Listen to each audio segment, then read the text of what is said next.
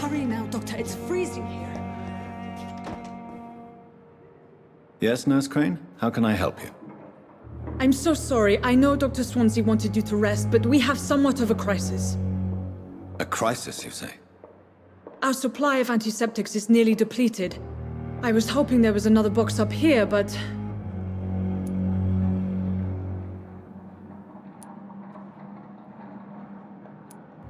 What type of hospital are you running? No antiseptics? You have been away too long, Doctor.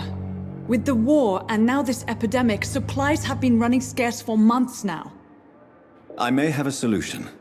In France, during the war, drugs shortage was a daily problem, and we had to use our wits to overcome the shortages. However do you mean? If combined correctly, certain household chemical products can be used in a pinch instead. Now, where's the hospital storeroom? The storeroom? Fat chance. This is the Pembroke, and space is luxury we don't have. Everything used to be stored in the old morgue. Perhaps I should look there first. Where is this morgue? It's the large building behind the hospital. You'll need to go in the back door because it's been sealed off for sanitary reasons. Take this key. It opens a small back entrance at the end of a narrow street. The abandoned morgue behind the hospital. A small door at the end of a narrow street. On my way then. Thank you, nurse.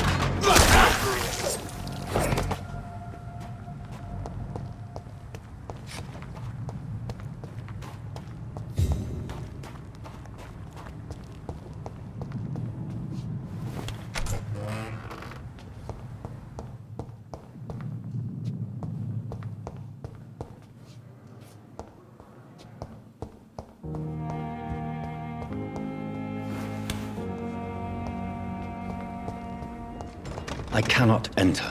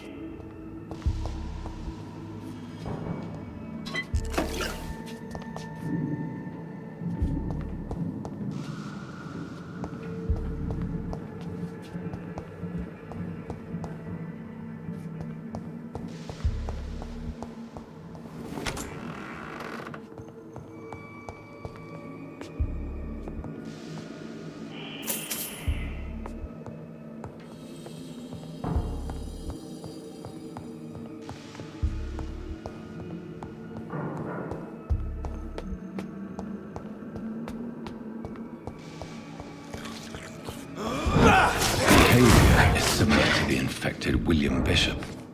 Must be the same strain. This sickness moves faster than influenza.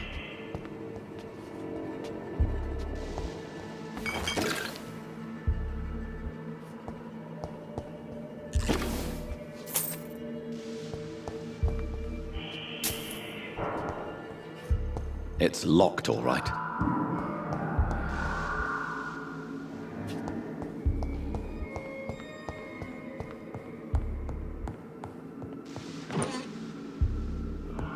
This key will surely grant me access to the basement.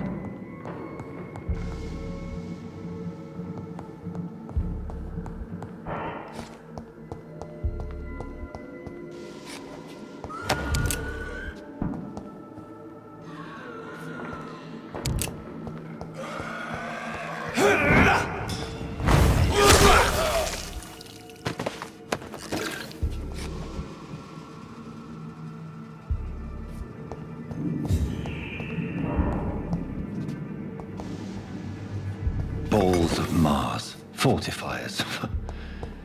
As popular as they are ineffective. But they do contain iron tartrate, and that might prove itself useful.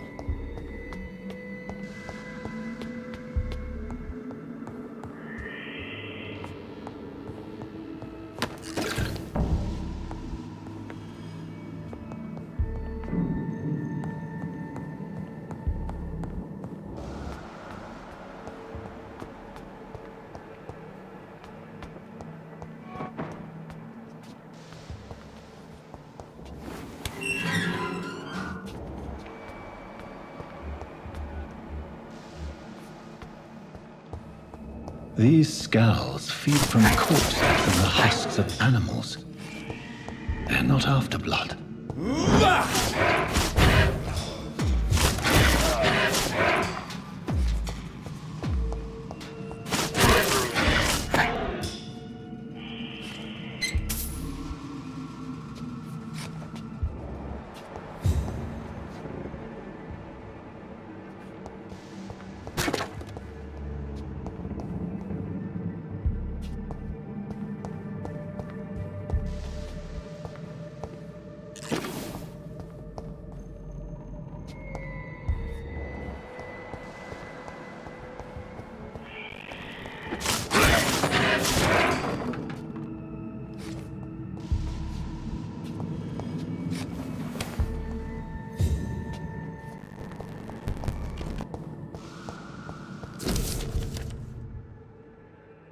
Mr. Connor's injuries don't match the report.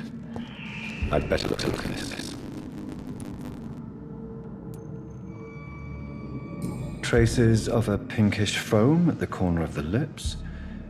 Some sort of drug overdose, perhaps. The chest was originally opened to perform the operation.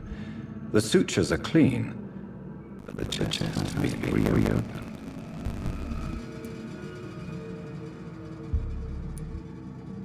Multiple abrasions and scarring on the arms and legs. Old and distinctive injuries of a sailor or a fisherman. A puncture over the left lung, possibly a chest tube insertion. Not clean work, but I think it was successful. Signs of internal bleeding. So Dr. Tippett's anesthetics were incorrectly dosed, causing the patient's death. And then he tried to operate him again. Tippett has made an egregious error. It's time we talked. Tippett has made an egregious error. It's time we talked. It's locked. It's locked. It's all right.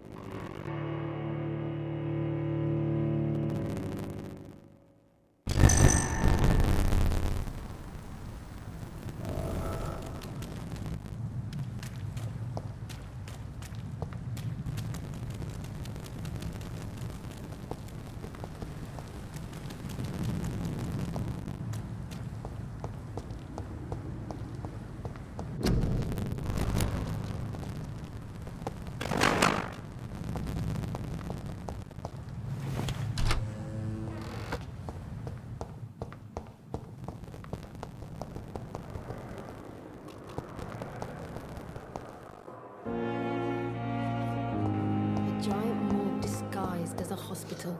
That's not something nowadays. Good evening, Nurse Hawkins. Good evening, Dr. Reed.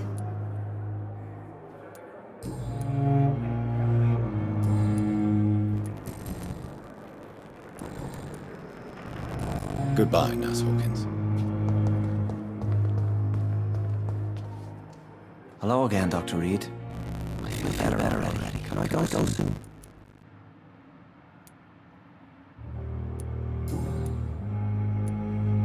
How did you end up in William Bishop's den? I received a letter news about his recent behaviour.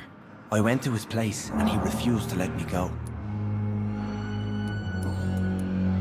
What is the general situation in these den, Doctor? The situation has always been tough, with a lot of tensions between the gangs and the Dockers trade union. The Wet Boot Boys are very nervous since they lost their leader.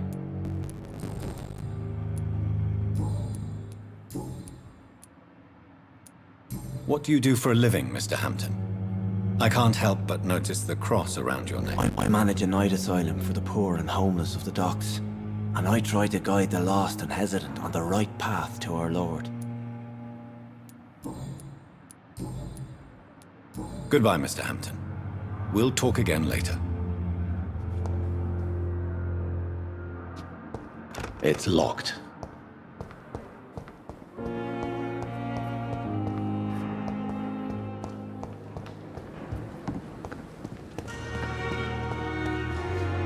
Good evening, Milton. Good evening, Doctor. Still trying to save lives? I'd like to see your goods. Wise choice, Dr. Reed. A reliable gun is what everybody needs these days.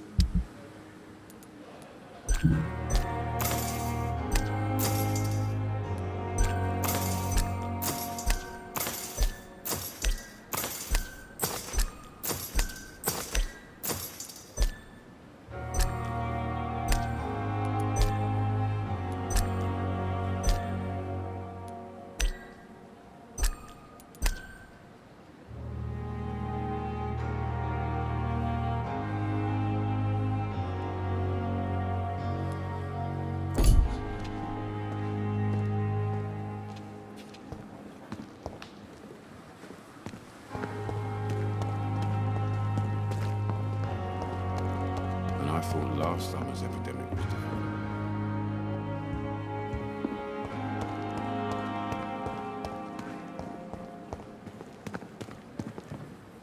Good evening, Dr. Tibbets. Dr. Reed, any good news to share? You're exhausting yourself, Corcoran. Maybe you should think about preserving your strength. No. We must keep on healing all those poor souls. We are the last rampart before chaos. Once more, unto the breach. Nurse Brannigan is worried about you, Doctor.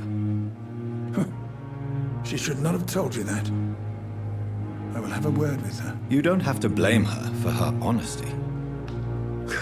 I'm not that kind of man, my dear Jonathan. Actually, Nurse Brannigan's opinion is the only one I may listen to.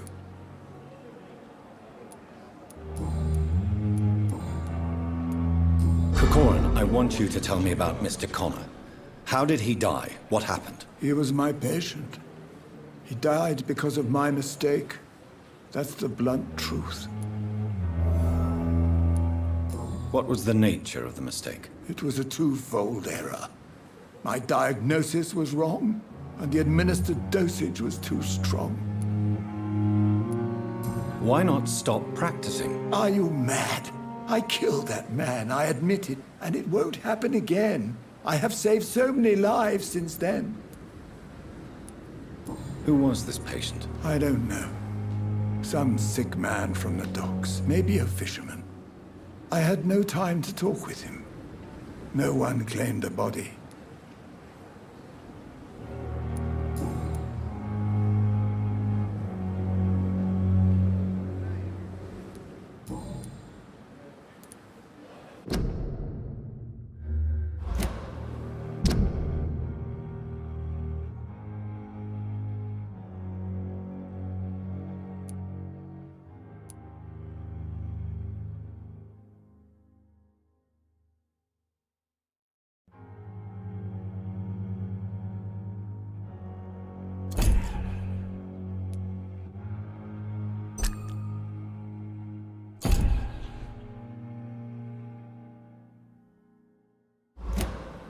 Goodbye, Dr. Tippett.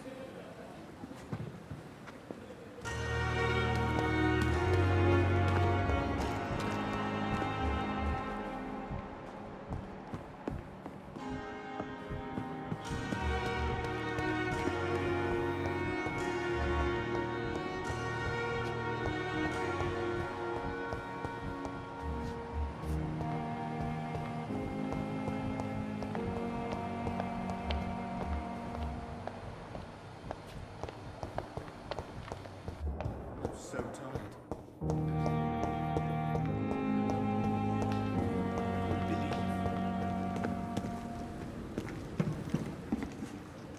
Good evening, Dr. Reed.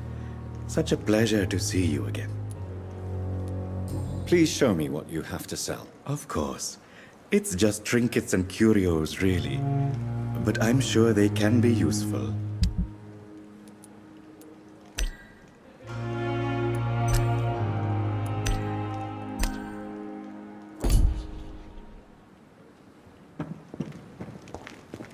It's locked, all right.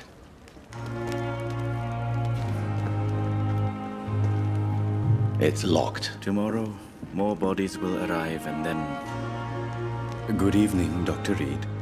Such a pleasure to see you again.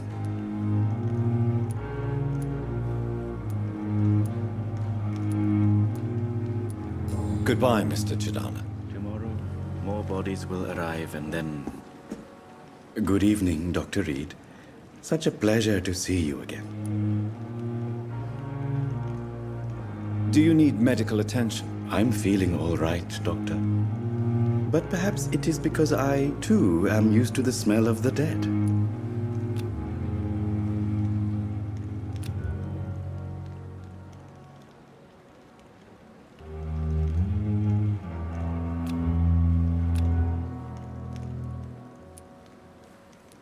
Goodbye, Mr. Chidana. Tomorrow, more bodies will arrive and then sadly depart.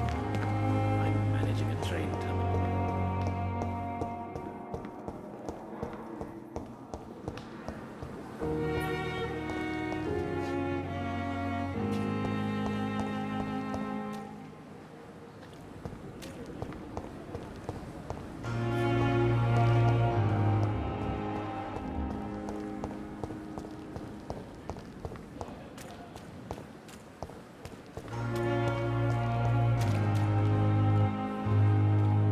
Good evening, Nurse Brannigan. Good evening, Doctor.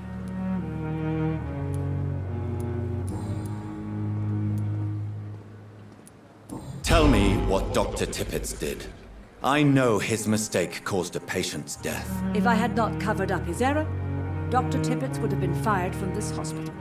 I could not let that happen. You can't allow your emotions to dictate your conduct concerning patients, Nurse Brannigan. Look around you, Dr. Reed. Do you really think we can afford to lose a brilliant practitioner like Dr. Tippett's in our situation?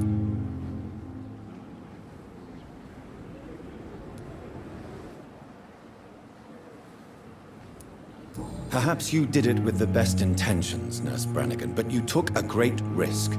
Must I remind you that a man died? You mean you've never made a mistake? Never covered your tracks? Come on, Doctor. I wasn't born yesterday.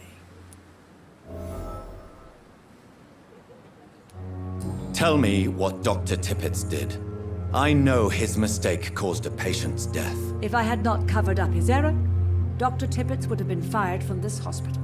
I could not let that happen. You can't allow your emotions to dictate your conduct concerning patients, Nurse Brannigan. Look around you, Dr. Reed. Do you really think we can afford to lose a brilliant practitioner like Dr. Tippett's in our situation? Perhaps you did it with the best intentions, Nurse Brannigan, but you took a great risk. Must I remind you that a man died? You mean you've never made a mistake? Never covered your tracks? Come on, Doctor. I wasn't born yesterday.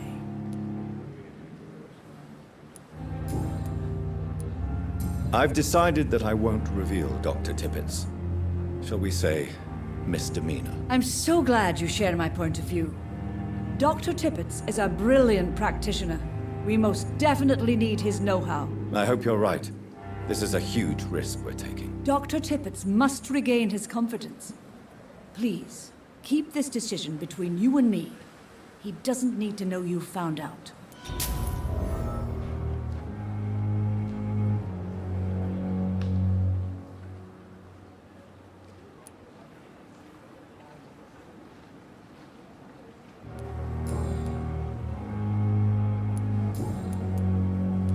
Goodbye, nurse.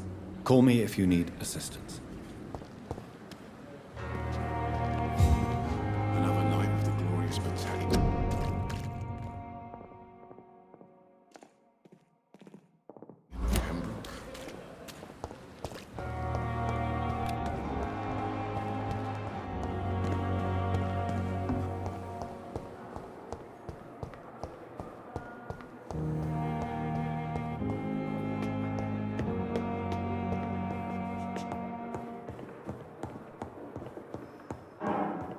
Not now!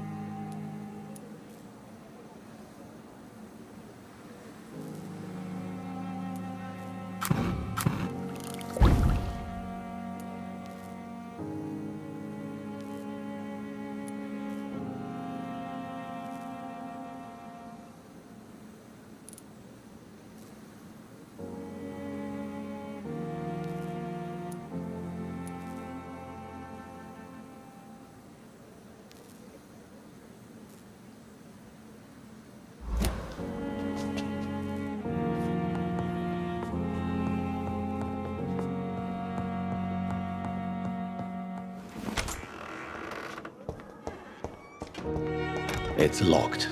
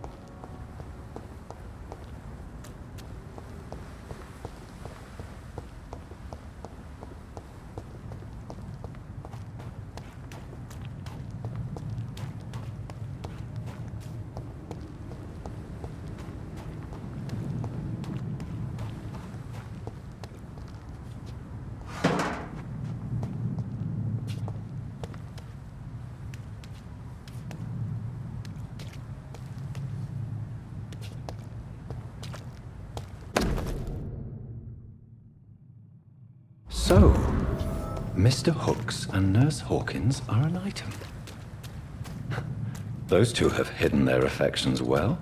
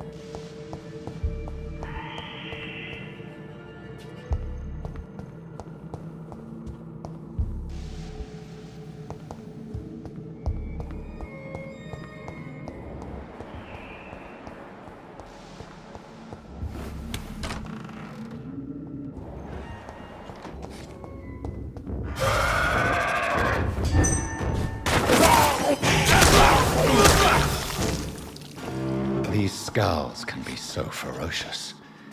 I'm not sure I can defeat them without becoming stronger. To drink blood is so tempting.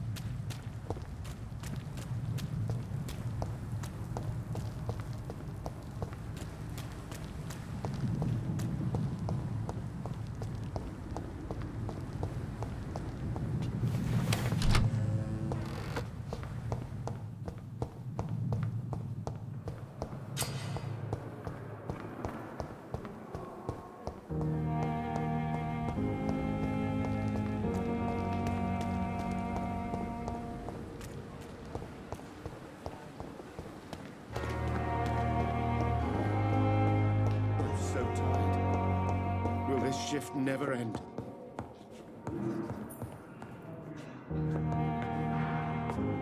My sweet girl reads me like a book.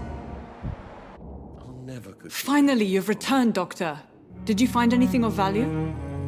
Yes, nurse. You've worked your first miracle, Doctor. Now, this patient here needs immediate treatment. Duty calls. When the storm has passed, I'll show you how to mix the remedy yourself with the same basic ingredients. Many thanks, Doctor. When you've finished, you ought to report to Dr. Swansea in his office. He's been looking for you. Seemed pressing.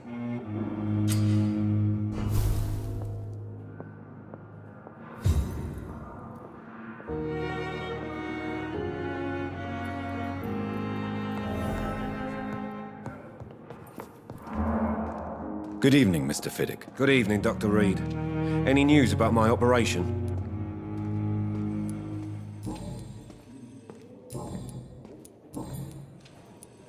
Tell me about your injury, Harvey. Why do you feel so guilty about it? My wife died because of me. And now I may lose everything because I've been careless enough to hurt myself. What an arsehole.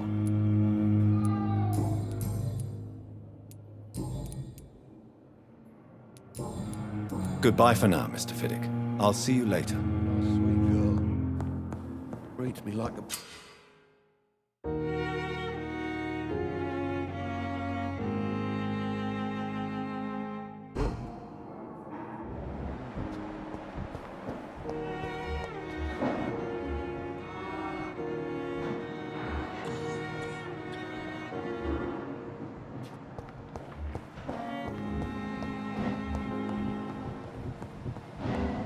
I cannot enter.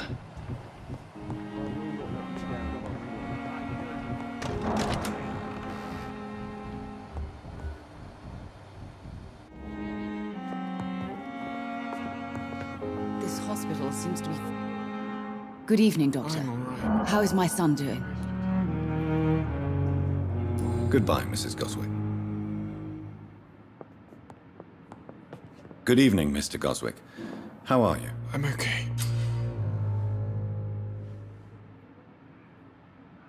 Do you need any help? I'm afraid I may, sir. I don't mean to be a burden. You are not a burden, sir. Healing you is my responsibility. And you have my gratitude for that.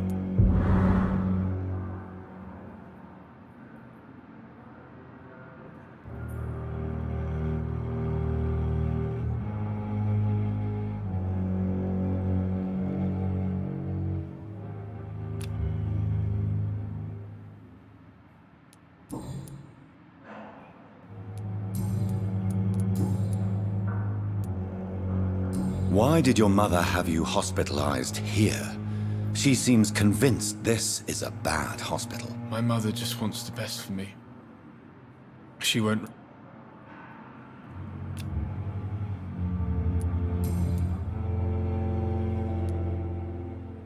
How painful is your throat, Mr. Goswick? So painful I'd rather not talk at all, Doctor.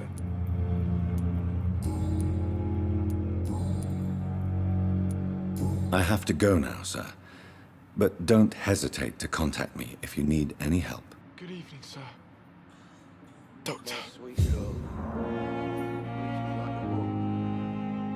I never could keep anything from her.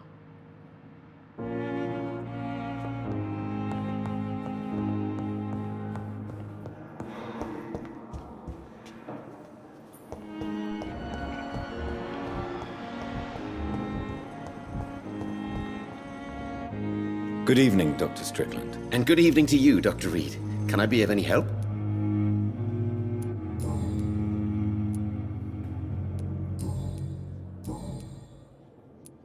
Please, could you tell me something about yourself? I'm a great admirer of your work concerning blood transfusion, Dr. Reed. I run my own experiments. I'm convinced it's the future. What made you choose to be a doctor? I'm not ashamed to admit you and your work have inspired me.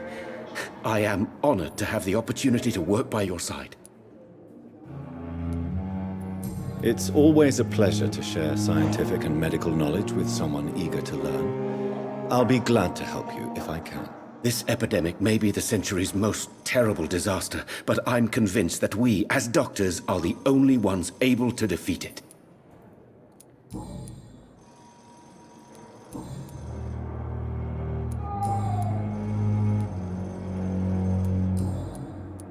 Goodbye, Dr. Strickland.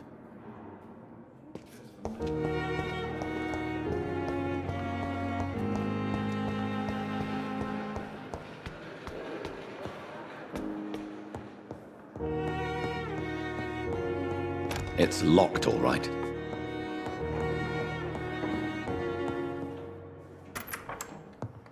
Please, Jonathan, come in. Fascinating, is it not? In the last decade, so many mysteries have been brought to light with our microscopes. The human body, biology's penultimate frontier. The more we explore its boundaries, the less we're able to... This must be all so new to you. This area of town, the hospital, a brand new life. How stimulating it must be. I wish I could share your enthusiasm, Dr. Swansea, but my condition defies scientific categorization. Undead? Unalive? Immortality defies logic. I cannot express my thrill at this serendipitous turn of events. The world's most eminent specialist in blood transfusions, a vampire. One might say a gift from heaven.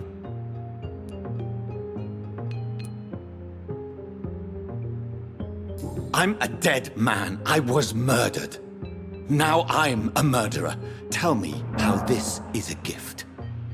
Forgive me.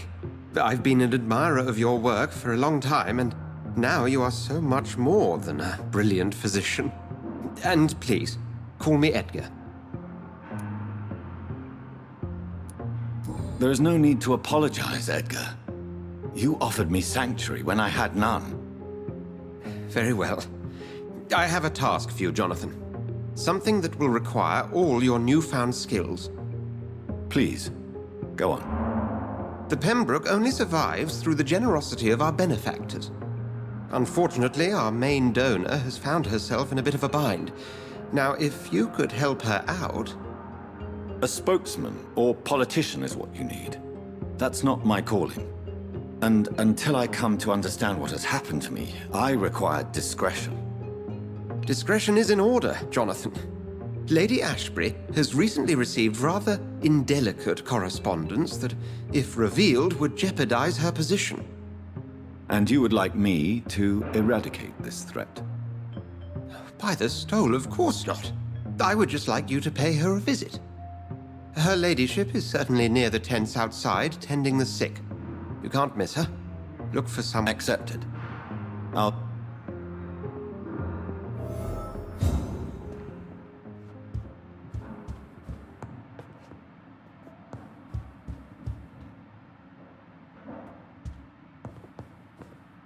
Do you need something? I have just a few questions. Then ask away. I'm at your service, Doctor. You mentioned something about a secret society. A brotherhood, if I recall. Could you elaborate? Certainly. I've been a member of the Brotherhood of St. Paul. That explains your nightly wanderings about the docks and the questions you ask. I feel it wasn't mere coincidence that led us to that part of town. There was something as yet unseen that set those chain of events in motion. Yet you don't fear me. And still, you know the monster that lurks beneath the civilized surface. The Brotherhood has studied your kind for centuries.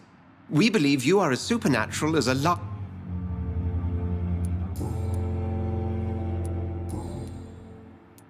We'll see each other again soon, Edgar.